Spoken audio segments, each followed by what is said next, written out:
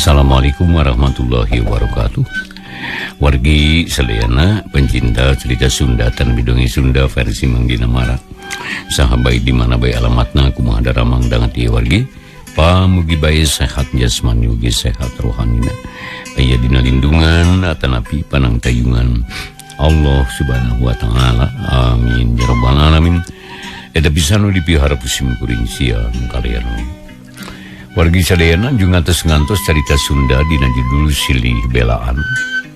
Karangan Kiliksa ti Sumedang bagian anu ka-17 kanggo dinten ieu. Dina bagian ka-16 dinten kamari. Biucih nuju milarian jalmi anu bade dipawarang nyatana ku Nyai Sah pikeun salawatan teh wargi di panyaweran gitu tah. Pikeun ngobaran salib teh. Tah kumaha lajeng naik carita ngangoluy jeung ngadonggeun eta ngetang landung pangbeberahman.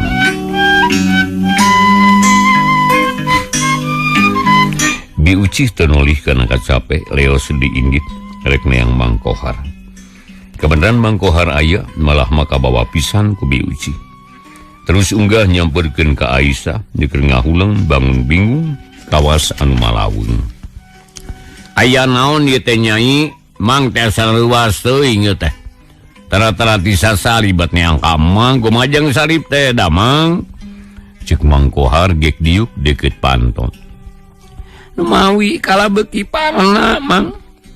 Malima pangna Mamang diaturanan linggih. Bade dipuntangan tulung ku abdi mah. Nanging kitu ge upami ridho, da upami teu karasa maksa mah. Cek Aisyah hati-hati pisan nyaritana sebab nyaho pagawean berat. Nah kumaha kitu Nyai? Cing pek-pek caritakeun ayeuna mah ka Mang atuh.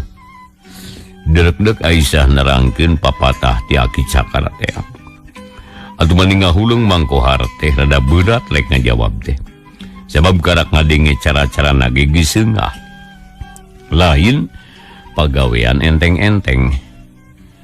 Kumaha Mang? Karasaatana pinter nulungan. Kan ku abdi dibayar 1000 sawengi mah. Sanaos abdi teu gaduh artos. Pede maksakeun Mang. Kek Nyai, ulah wakarusuh nguruskeun ongkosna itu. Da Mang mah lain sieun teh diburuhan. Tapi masalah pagaweanana asa berat ieu. Mang Kohar terang-terangan nyebut berat. Sebab can kungsi migawe anu kitu. Lain seunggah ku maca sholawatna ngan sieun ku jin anu matana 1000 teh. Bisi kaparengan teu kanyahoan jolna.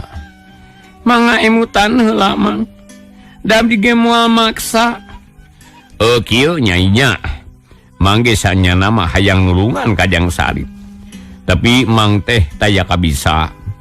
Tayeuna aya jalan kudu ngalakonan papatah ti Aki Cakra. Jigana kahayang Mang teh bisa laksana karidaekna ngajalankeun eta papatah. Lamun Nyai percaya mah keun ku Mang urang cobaan sugane kuat. Alhamdulillah. Nuhun Mang. Abdi teh mani asa teu tulus digantung bakat ku bunga. Nuhun Mang, nuhun pisan. Bade iraha ngawitanana Mang. Aisyah bungaheun pisan lantaran geus aya nu sanggupeun. Keun urang ngamimitian peuting engke we lah. Mangga Mang, abdi mangga dorong doa. Muga-muga sing kiat Mang. Ih nya. Doakeun ku salerea. Sanggis asak badami Mang Kohar balik keula ka imahna. Harita geus paheut pasini rek nyobaan ngabelaan sarip sugan kuat ngayonan gogodana.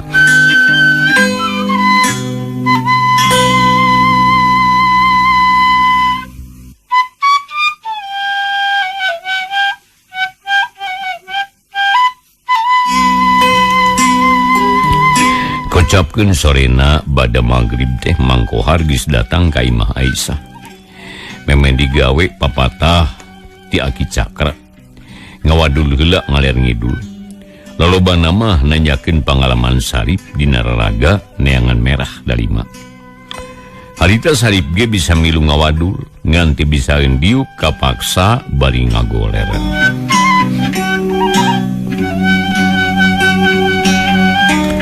Kira-kira liwat Tuan Ci Isa Mangkohar geus tatan-tatan rek ngamimitian digawe.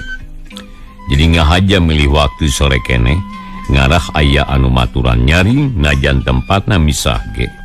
Kade mang da teu kenging aya nu mendakan mang, cik Aisyah. Nya ka dieu mah langkan liwat komo peuting mah keun urang ngamimitian we lah sugane lancar peka tuh bantuan nyaringnya ulah saneleting ari kieu mah ngarah aya karamat. Cek Mangkohar bari terus singkil kaluar ti imah katepas jero turun ka panyaweran karek celek nincak taneuh bulu punduk geus ngawidwi di buruan teh kawas aya nu nyicingan.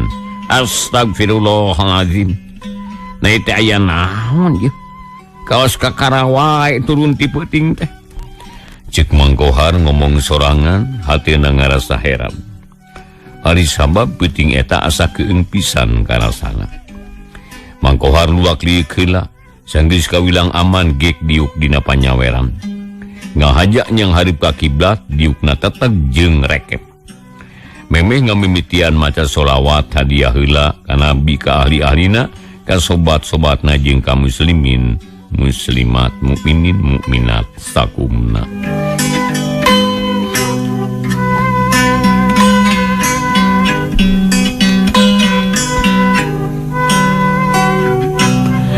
Nyasang geus beres hadiah galantang maca sholawat bentes naker hati Mangkohar negeri sabab percaya kanu maha kawasa yen hirup jeung huripna jalma anging Allah anu ngatur sadengkeun manusia ukur kawasa ikhtiar dan nangtukeun mah pangeran.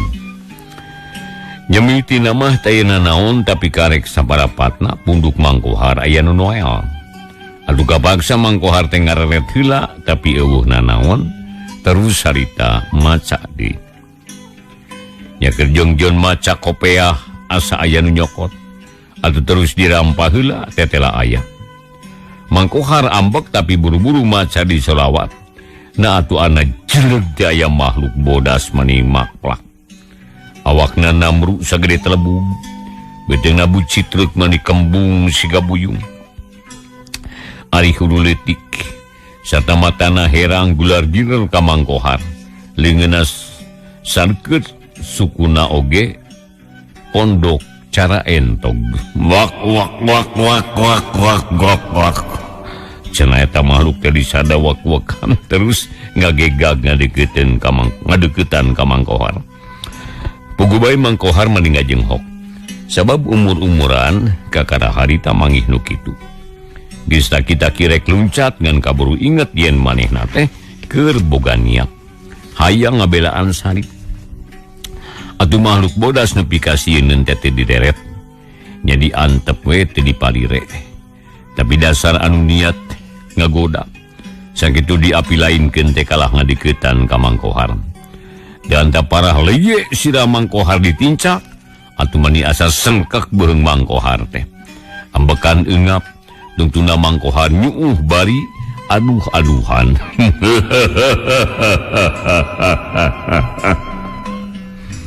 Terus si makhluk telingit sanggeus seurina.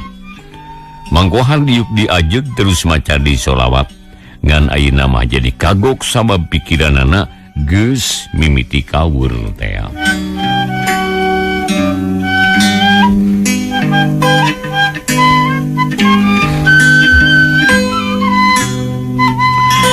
Nyakarak ge menang 10 balikan macana geus jol deui bae gogoda ka haripeunana aya nu datang. Tilu makhluk sagede budak nu umurna kira-kira 5 tahunan. Huluna hideung jeung gundul, beteungna buncir mani bureuyeung jiga gentong. Matana bolotot sumutna meber ka sisi, bibirna jebleh, ari suku jeung leungeun lalitik panjang ramona ranggoas. Rengkenek tilu makhluk teh ngigel engklak-engklakan bari disarada jejuitan jiga beurit. Nya sakapeung mah ngadeuketan kana beungeut Mangkohar, naroelan kana gado jeung irung. Atuh lila-lila mah Mangkohar teh pusingeun.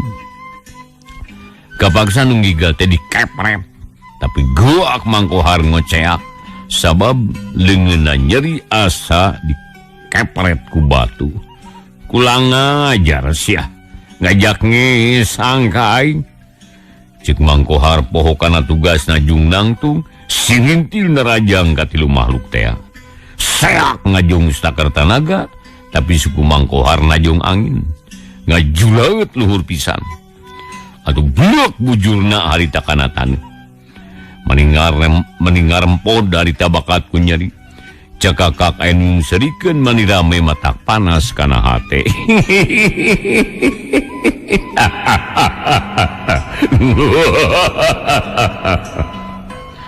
tilu makhluk pating cirihil sawareh anu ngahaha les miles teuing ka mana leosna tinggal Mangkohar ku kulutus sorangan sarta luwak liik sorangan tapi eueuhna naon harita teh nu kadenge iwal ti sora jangkrik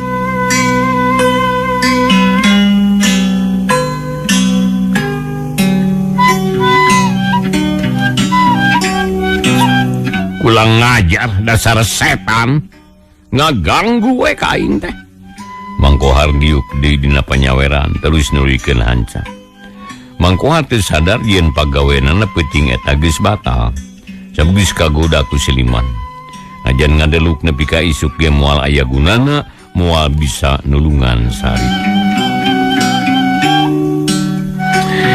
nya kira-kira setengah jam diukna Mangkohar ngarasa keheul hitungan bacaan teu kaurus padu maca sakarepna dilalina reup kaayaan jadi poek mani merdong bentang nu tadi barana ngadadak leungit teu katempo curug-curug acan atuh Mangkohar riwas ka bina-bina sabab perubahan alam kacida gancangna aya di we nu aneh teh naon hartina nya cek Mangkohar luwak pieu bari nyarita sorangan tapi eueuh nu katempo di kumanehna nyaho-nyaho gep kana sirahna aya nu nyakal lila-lila ngajungjung asa aya nu ngajingjing Mangkohar teh terjelan tapi teu bisa lipas barang celek nincak deui nu dicincak teh beda jeung tadi Mangkohar numpurampa bari hatena deg-degan jantung ratu globa kasieun si horeng Mangkohar teh aya nu mindahkeun kana suhunan diuk dina wuwung nu pangluhurna astagfirullahaladzim nah kabina-bina teuing ieu teh saha nu boga gawena ieu ampun Gusti orang kieu ari ngalawan siluman kudu kumaha ieu nya turun Mangkohar gegeren dengan ngomong sorangan nya harita Aisyah jeung diucih teu salare lantaran sari pumalulung bae bareng keur ngaharuleng ngadenge nu ngomong sadana di duhur atuh sadaya ge heraneun pati ngerangingeuh bari tangga sada Mangkohar di suhunan keur nyeunaon losor kadinya nya dinengean eta mah bi piraku Mangkohar los-los ka luhur nya meureun da geuning jempe deui tapi kunaon ieu teh asa keung jeung geuman na perbawana nu tirakat kitu cek bi ucih manehna maleuwih seukeut perasaanana nya meureun bi perbawa Mangkohar nu keur ngalebut Kang Sarip ti bangsa siluman muga-muga we sing lancar sing hasil da ceuk aki cakra ge iwal ku cara kitu nyageurkeunana teh nya muga-muga we sing hasil atuh jep jarempe deui duanana nungguan nu geuring ari peuting beuki ngarayap kana jantungna kawa karasa beuki tiis di luar jempling taya sora anu kadenge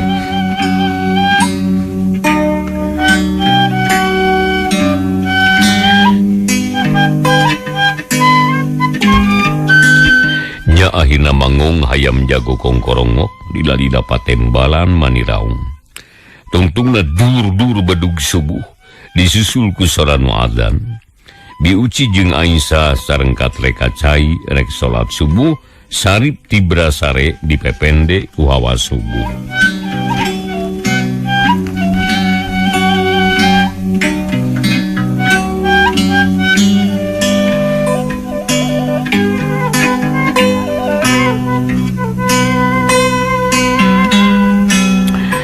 Bray berang lembur Jati Putri kadenge dirame serabudak cerik awor jeung sora hayam nu recet di sarada. Di pojok kidul kadenge anu keur nutu hayam jago kadenge keneh nu kongkorongok dina tangkal kai recet manuk-manuk nu di sarada patembalan jeung baturna. Barasat panun poe nyangan buana nambahan benglas kana kaayaan poe mangsa harita. Mang Kohar nu aya keneh di suhunan ngarasa bingung. Lain bingung ku turun tapi heran bet bisa aya di dinya atuh gero nyalukan Aisyah. Aisyah norojo di dapur ditutulkeun ku Bi Uci bari mamawa nyiru. Duanana tangah ka suhunan. Breh nempo Mang Kohar anu diuk jiga tumpak kuda. Mencerong ka handap bangun inggis. Atuh mali colohok Aisyah teh sabab dengar di kana lampahan Mang Kohar. Kohar, nalos-los ka suhunan. Nyeun naon eta teh? Ceuk Bi Uci bani neuteup. Teuing atuh Bi. Kuring ge teu ngarti ieu teh. Sabab kuring teu lumasa naik. Nyaon geus aya we di dieu. Ceuk Mang Kohar terus usaha sate kapola turun ti suhunan. Minta taraje saha Mang rek turun yo.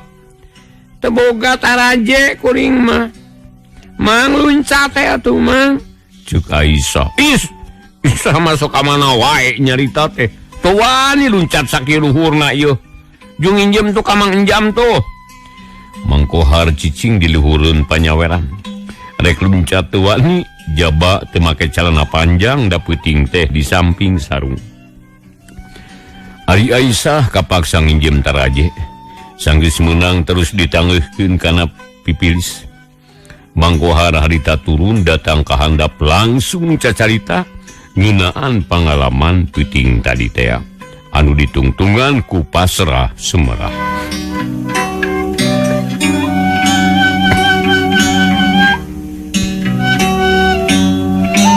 Nyai, aduh ilmu Mang teh hanap keneh. Kumahi pikeun ngayunan bangsa siluman. Bayahna nulungan teh nepi ka dieu we. Sabab Mang mah teu sanggup. Kumang dinoakeun muga-muga sing aya jelema anu sanggup ngabelaan. Bari jeung kuat elmuna. Sakitu we Nyai, amit. Leos Mang Kohar balik. Teu nunggu jawaban ti Aisyah nu harita ngahuleung bangun bingung. Mang Kohar mah memang teu sanggup. Keun wae teh kudu susah. Sugane aya nu sajen nu leuwih luhur elmuna. Urang teh bisa maksa kanu teu sanggupeun. Ceuk Bi Uci ngababaraha teh Aisyah.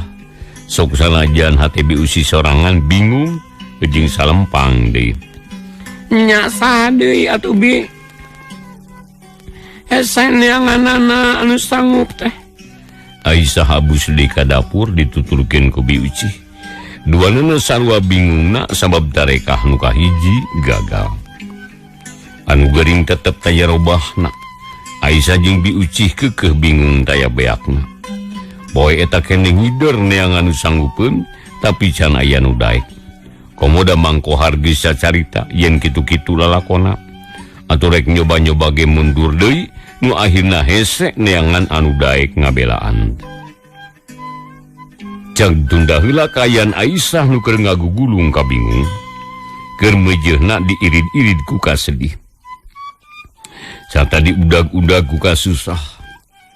Ayeuna urang ngaguan lalakon anu geus lila katunda nyatana kaayaan Mansur anu keur neangan merah dalima teh. Wargi sadayana pencinta cerita Sunda tanapi dongeng Sunda versi Mang Dina Mara anu jeung ngadangkeun danget ieu saha bae di mana bae alamatna pilih jeung ngadangkeun ka sadayan eta ngtang Landung Brahmana. Oge hapunten kasuhun ya santen simkuring warginya sarak riwaya doh. Utamina santen istrina gitu tah. Ulah kira ngapunten tapi doana we lah. Tapi doana sapados sehat sapados biara biari deui kitu warginya. Utamina nuju teu daramang urang sih didoakeun deui nama. Sing rehat lah. wargi mangga urang ngajingkeun carios silih belaan karangan Kidik Sati Sumedang bagian anu ka-17 wilujeng ngadamkeun dugikeun karengsen.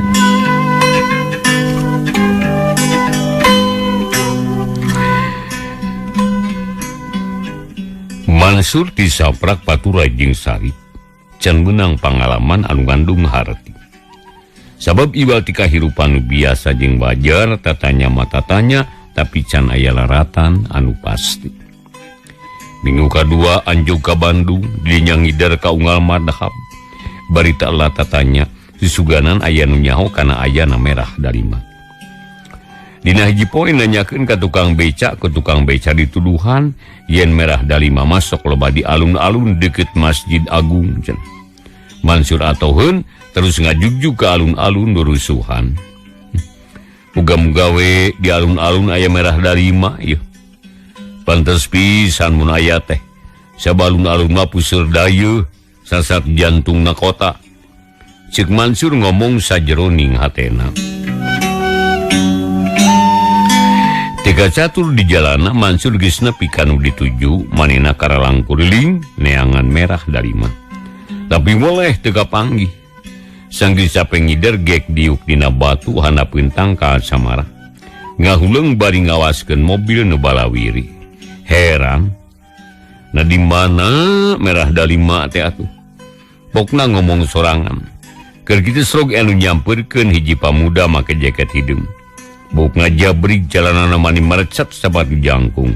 "Hei Kang, kenaon ngahuleung ae bingung?" Si pamuda nanya gek diuk gigireun Mansur. "Nya, memang keur bingung kuring teh aduh. Cik atuh tulungan." Cik Mansur harita bari neuteup hatena aya bunga aya cangcaya. Sabab nempo dedegan nanya matak curiga. Sok bejakeun kasusahna ku kuring arek ditulungan. Na butuh ku pagawean atawa keur neangan dulur di kota, ulah salempang. Kuring urang dieu kota Bandung geus kajajah ka BG.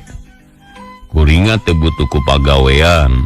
Sabab ieu ge keur digawe oge lain neangan dulur. Da dulur oge teu boga. Kuring mah nu geulis nu dipake bingung teh merah dalima. Cik Mansur. "Hah? Merah dalima? Merah dalima naon ieu teh?" "Merah dalima anu sok loba di alun-alun." "Oh, kudu peuting atuh aya kieu mah moal aya. Engke pas sore kira-kira jam 5 atawa jam 6. Malanehna mimiti biji ya. Wayaki mah hari es keneh atuh." Mansur ngahuleung ngadenge kitu teh. Nah aya merah dalima bet hees. Menang sajunjungan mah Mansur teh teu lemek teu nyarek. Da teu ngarti atuh kana ucapan si pamuda teh. Nah kala ngahuleung ieu teh. Teu percaya kana omongan kuring. Kajeun da kuring teh hayang dipercaya kitu so teh karunya we ka Akang. Ih lain teu percaya. Tapi naha di mana hari esna eta merah dalima teh? Jauh atawa deukeut? Mun deukeut mah rek disusul beurang oge. Aya nu jauh aya nu deukeut. Ngan kuring teh nyaho tempatna mun nya butuh mah engke peuting pek dagoan di dieu nepi ka peuting. Engke dibejaan di kukuring. Cobaina mah kuringna rek aya perlu heula ieu rek ka Jamika. Cuk si pamuda terus nangtung sarta ngaleos ninggalkeun Mansur.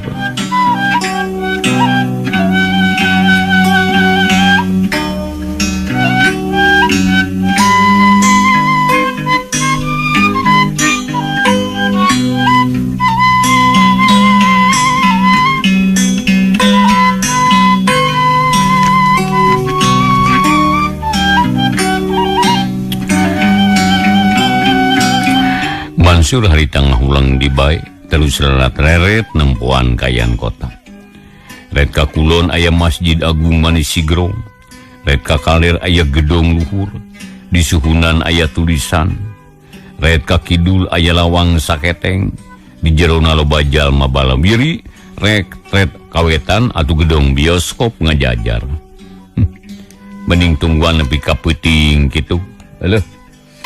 asana mah ieu malila da geus hampir tengah poe cik Mansur bari tangah harita ge panon poe keur mejeuna manceran panasna mani moreret. Mansur cengkat beteungna karasa lapar tuluy lelimpangan rek jajan sabab geus lapar teh. Red ka tukang tahu, red ka tukang baso, red deui ka tukang sirup. Kabeh dipika hayang. Tapi ingat duitna ngan saeutik tangtu moal cukup. Milih nu murah we. Pokona mah asal beuteung kaeusian. Tuh. Kebeneran ini dagang goreng sampu gini. Eta ge cukup keraing.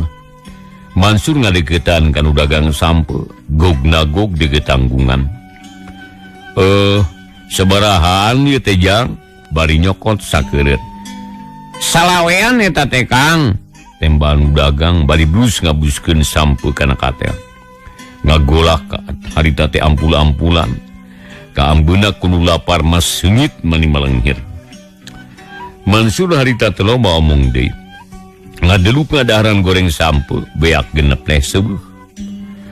Mansur cengkat beteungna cager teu meurelit teuing cara tadi. Terus harita ngodok saku rek nyokot duit. Gebog dompet ge eueuh. Mansur deg-degan je jantung ratu geuwas bisi duit murag. Terus sebuk cabak kana saku baju jeung saku calana tapi tetep teu kapanggih. Ya Allah, ka mana dompet? Pokna ngomong sorangan. Masih terus keneh ngarampaan saku. Malah maluak diuk nempuan ka tukang bisi murag maksudna mah. Tapi dak keukeuh eueuh sebab dompet mah geus leungit ti tadi keneh. Dijokot ku si pamuda nu ngajak ngobrol teh meureun. Oreng nu tadi teh sakadang copet meureun. Aduh, cilaka. Mangkaning duit di dinya kabeh. Kumaha mun geus kieu ya? Mansur beki bingung mangkaning goreng sampo bayaran. Anu dagang ngadengieun kana omongan Mansur. Terwas teu sing kalas sinis bari nyarita. Ulah sok pura-pura teu boga duitan teu boga we. Teu kudu api-api kacopetan. Hayu bayar. Mun teu dibayar dilaporkeun ieu ka polisi. Cek tukang dagang setengah ngancam ka Mansur. Pugubai Mansur beki bingung ditambah dikureuwas. Jang, nyaan lain bohong Jang. Akang teh kalengitan dompet ieu teh. Da sidik dina saku ieu. Teh beuna geus eueuh. Ceuk Mansur dari anaker. Dia jantungna beki motah dag digdug. Teu kudu loba omong dari sakali mah nu kieu teh kuring abi-abi kacopetan pada harek nipu. Moal beunang katipu kuring geus pangalaman. Awas yeuh. Lamun teu mayar digorowokeun disebut bangsat tagu kuring. Tu tempo deket yang listrik aya polisi. Maneh tang tu ditangkap. Ceuk nu dagang bari nunjuk harita ka polisi. Anu harita keur ngajanteng bari ngawaskeun lalu lintas. Mansur harita neuteub ka polisi manehna lain sieun tapi biasa dibere ilham leos indit nyamperikeun polisi atuh nu dagang teh calohok.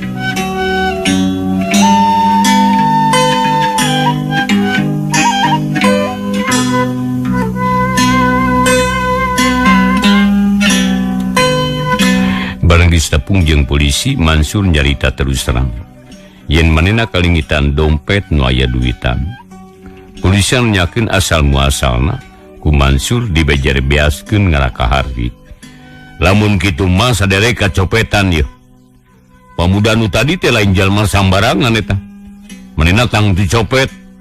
Tapi nama sagala rupana geus kajadian, leangan copet anu geus kabur hese pisan. Keur saterusna kade sing waspada ulah babari katipu. Kitu cenah ceuk polisi harita mamagahan ka Mansur anu unggut-unggutan tanda manehna ngarti. Kahartos Pak.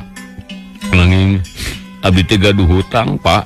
Margina dak goreng sampu genep keureut. Teu tiasa kabayar.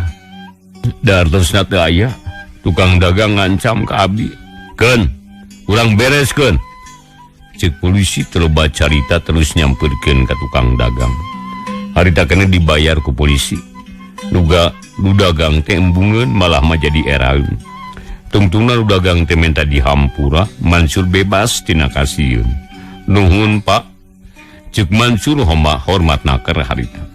Jadi kasida nganuhunkeunana ka polisi teh. Anu geus nulungan ka manehna. Polisi ukur unggek bari imut. Neuteup ka Mansur anu ngaleos kakulonkeun harita.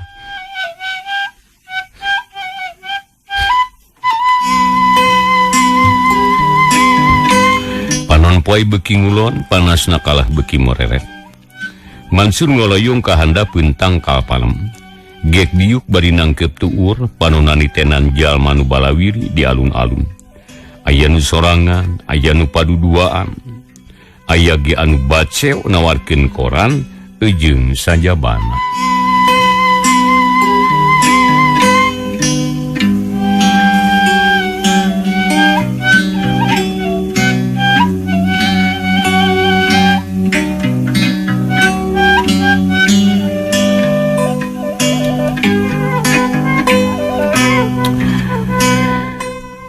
Akhirna harita reupeting lampu-lampu baranang pikawa aseun.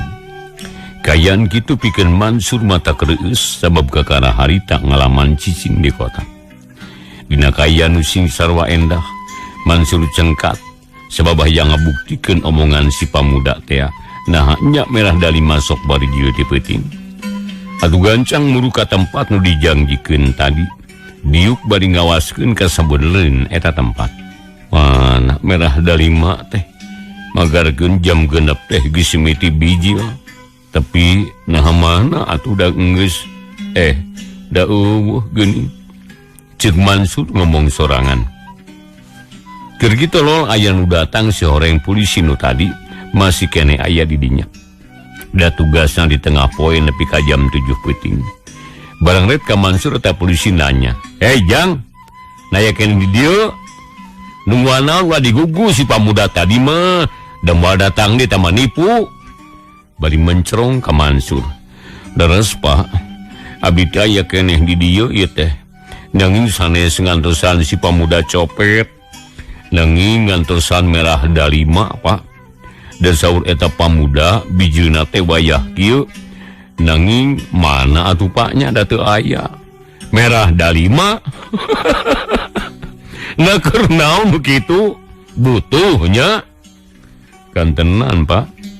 Abdi teh tebih-tebih ti Sumedang teh milarian eta Pak. Oh salah deui bae atuh. Merah dalima nu kitu mah teu ngeunah matak doraka.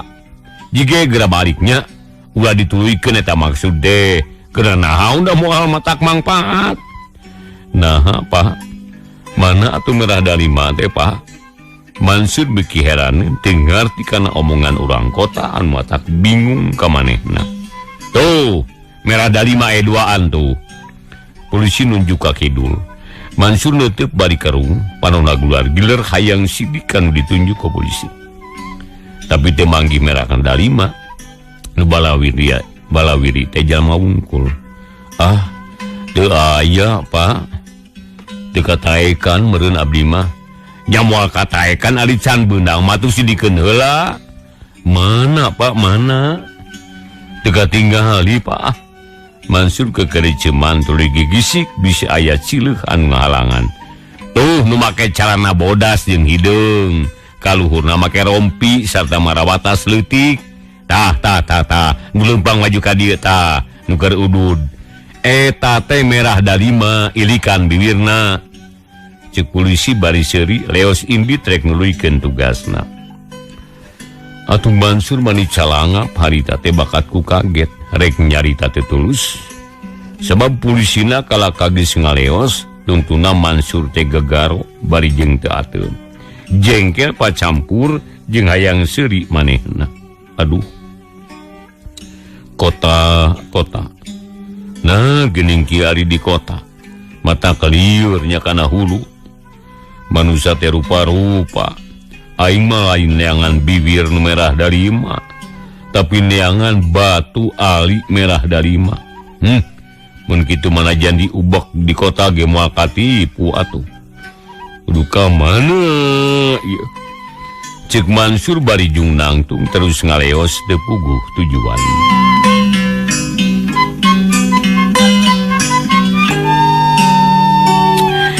Gayaan beki peuting hawa karasa tiis Mansur murungkut mangkaning teu boga simbut baju nu dipake geus kotor. Atuh garasana beki tiis jeung asa marerang di. Harita Mansur lumpangan neangan keur mondok mapai-mapai emper toko sugan aya nu merenah. Baranggo ka hiji toko dibanceuy waktosna wargi sadena teh nyekapan. Rupina dipungkas dicekapundikeun ka dieu heula carita Sunda dina judul Silih Belaan karangan Kiliksa bagian anu ka-17. Insyaallah bagian anu ka-18 enjing dina waktu sami pamugi urang sadaya tiasa ditepangdangkeun deui. Sakali dina mancen sim kuring mangdina marang haturkeun nuhun kepada sasanana. Wilujeng paturai wassalamualaikum warahmatullahi wabarakatuh.